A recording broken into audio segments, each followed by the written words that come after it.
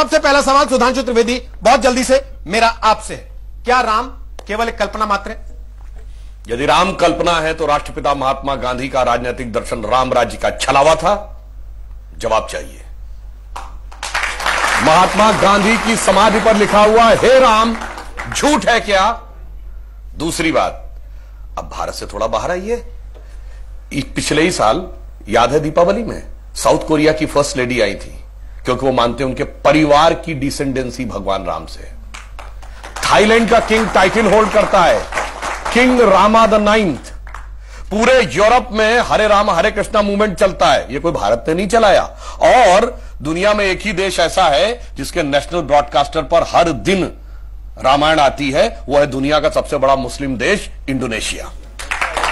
ठीक, और आप जाइए बाली जाइए, इतनी बड़ी वहां पे मूर्तियां नजर आती हैं राम लक्ष्मण और उनकी वो। और रावण का देश Sri Lanka, officially government of Sri Lanka कहती है लिखित में कि राम थे और राम के ये ऐतिहासिक स्थल हैं, मगर दुर्भाग्य कि राम का देश भारत आज इस बात पे बहस करता है कि ये नहीं है। अब मैं एक और वैज्ञानिक बात कहता हूं, सारी चीजों के बारे में तो टेक्नोलॉजी बदलती रहती है, नई नई चीजें आती रहती हैं। पहले रडार मैपिंग नहीं थी, आर्कियोलॉजिकल एक्सकवेशन नहीं था, अंदाजेस किया जाता था, अब मैपिंग के थ्रू किया जाता है।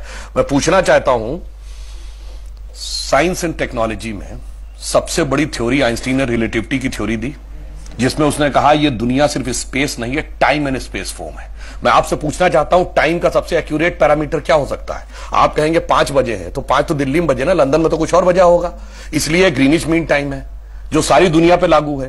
अगर आपसे पूछूं टाइम का एब्सोल्यूट पैरामीटर क्या है जो दुनिया में यहां पर छोड़िए, धरती पे, मंगल पे, बृहस्पति पे, किसी पॉइंट ऑफ सोलर सिस्टम पे लागू हो, it is only the relative motion position of the planet. और भगवान राम के रिलेटिव मोशन ऑफ प्लैनेट यानी एग्जैक्ट टाइम लिखा है।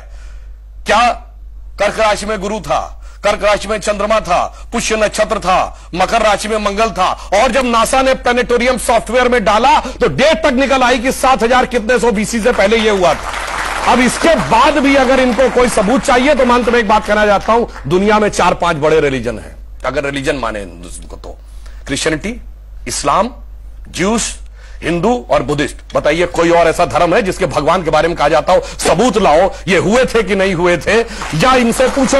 और भगवान राम की पहले की भी वंशावली अवेलेबल है और बाद की भी। बाकी दुनिया में जितने भी लोग हुए, बाद की कुछ की अवेलेबल है, कुछ की तो पहले और बाद की भी नहीं अवेलेबल है, पहले किसी की नहीं अवेलेबल है। मगर राजा इक्ष्वाकु से लेकर उसके बाद उनके पुत्र इतने साल राज किया, भगवान राम के बाद इतने इतने, पूरा डिटेल सब कुछ झुटलाने का प्रयास केवल इसलिए होता है कि हम पे हुकूमत करने वाले जो लोग थे ना अंग्रेज, उनको तो कहते हैं, अब मैं किसी धर्म ग्रंथ के खिलाफ नहीं, कहते हैं 14,000 साल पहले दुनिया बनी थी। अब कैसे मान लें कि उससे ज्यादा पुराना हमारा है? इसलिए सारी की सारी समस्या है। जिनका कि कैलेंडर 2000 साल पहले शुरू होता है या किसी का 1400 साल पहले शुरू होता है, कैसे मान ले हजारों साल पहले का था? समस्या यह है और कुछ नहीं है।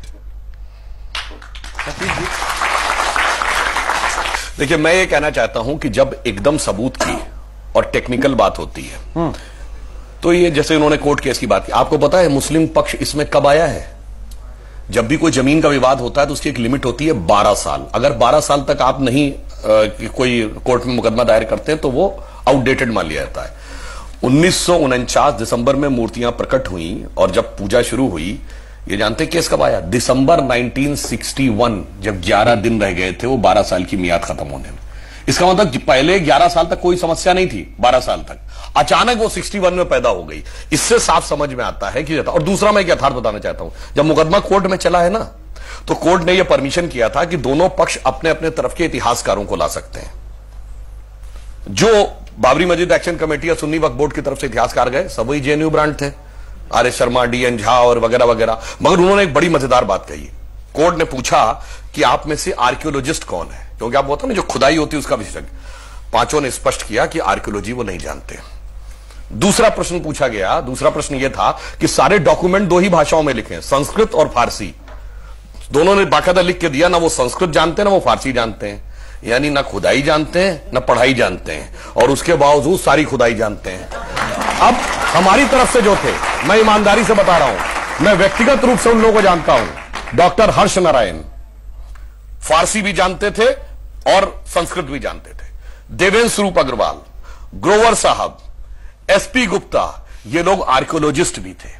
तो हमारी तरफ से अकाट्य प्रमाण लिंग्विस्टिक भी रखे गए, यानी लिटरेरी एविडेंस और आर्कियोलॉजिकल एविडेंस।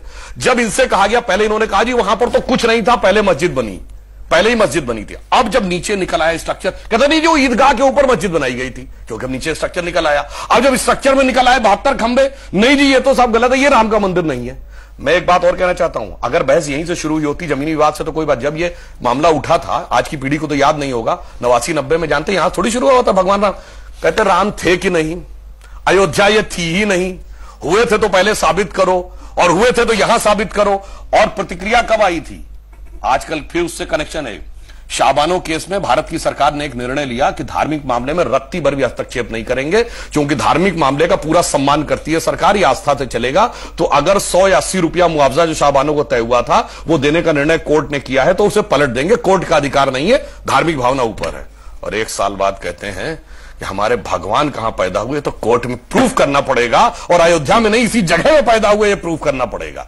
ये जो इतना बड़ा अंतर जब दिखाई पड़ता है तब इस प्रकार की प्रक्रिया आती है। और एक बात जो विजय शंकर तिवारी जी ने, सबसे पुराना जो इंसिडेंट जानते क्या है, 1858 में अयोध्या की कोतवाली में मुकदमा दर्ज है कि कई 100 निहंग आए, गुरु गोविंद सिंह जी का नाम लेते हुए उन्होंने कब्जा कर लिया है और चारों तरफ उस दीवालों पर राम राम लिख दिया है।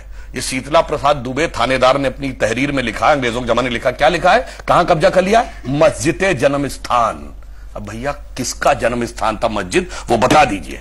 मीर बाकी के पत्थर पे लिखा फरिश्ते के उतरने की जगह, इस्लामी मान्यताओं के अनुसार कौन सा फरिश्ता उतरा था वो बता दीजिए। सुनिए, ये तो आप 1992 कर रहे हैं, ये 1976 में 8 खंबे नीचे खुदाई में निकल रहे थे, ये आर्कियोलॉजिकल सर्वे की रिपोर्ट में है। और ये बताने वाला के मोहम्मद है, वो किसने ला के रखे थे, इंदिरा गांधी रखी थी क्या, बताइए ना। अब मैं एक और बात पूछता हूँ, सुनिए